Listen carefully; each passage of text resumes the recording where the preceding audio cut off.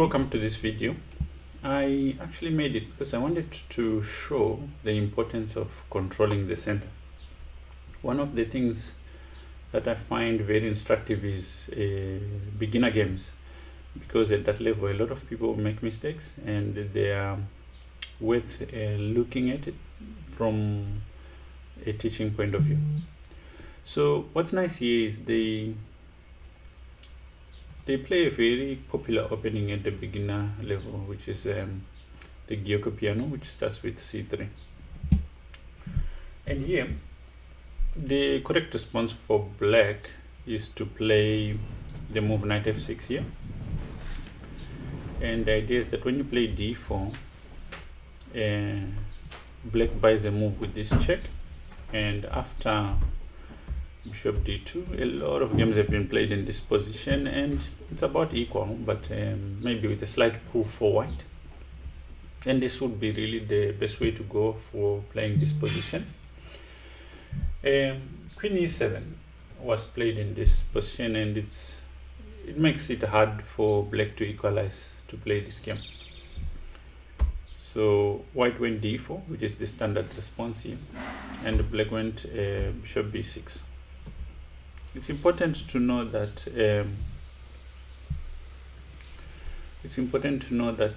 in this position, if you play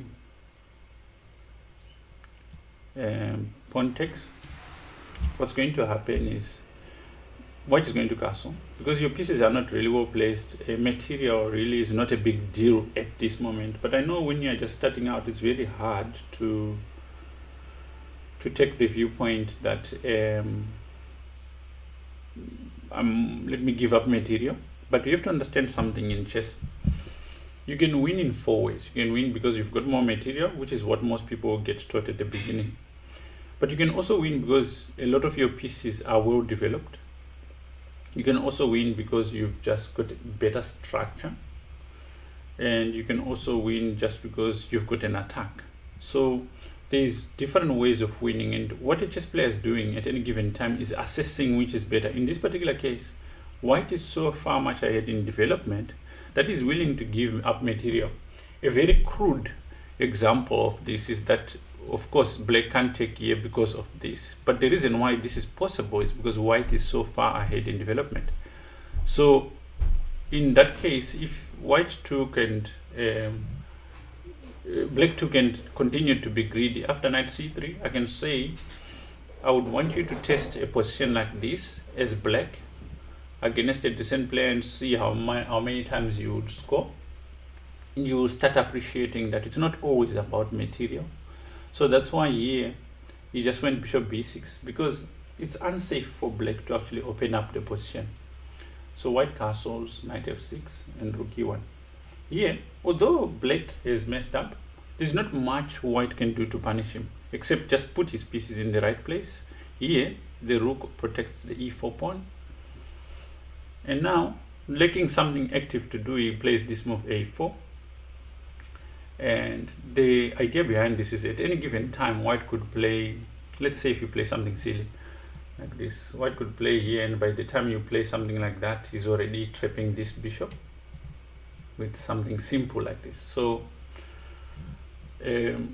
black has to be very careful about this move a4. So he plays a6, which prevents which creates an escape square for the bishop.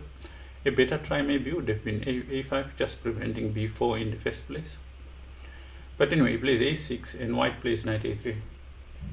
I really don't like this move. It violates a few principles. In this particular case, the reason why it's possible is because white is such a good center, and what this good center does is it pushes away black's pieces away and creates space for white's pieces. A better move here would have been h3, just getting rid of this unnecessary pin, and his pieces can develop. Maybe the knight can come to d2 at the right time, and maybe f1.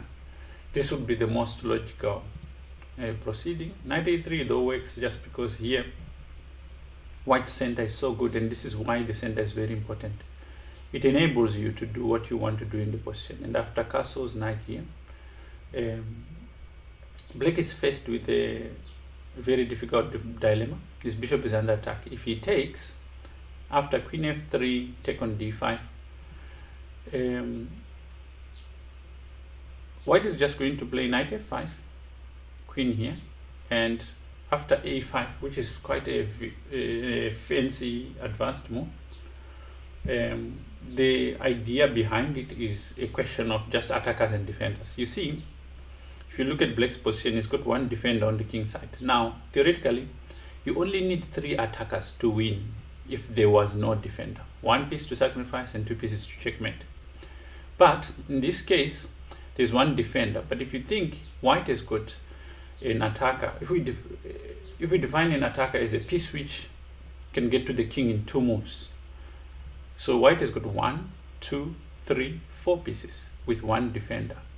Another thing to know about this is that minor pieces are the only defenders. Major pieces are never good defenders. So we don't count them as defenders. So he's got 1 defender for 4 attackers. So if you subtract 1 attacker and 1 defender, white has got a net of 3 pieces, which is enough to carry out an attack.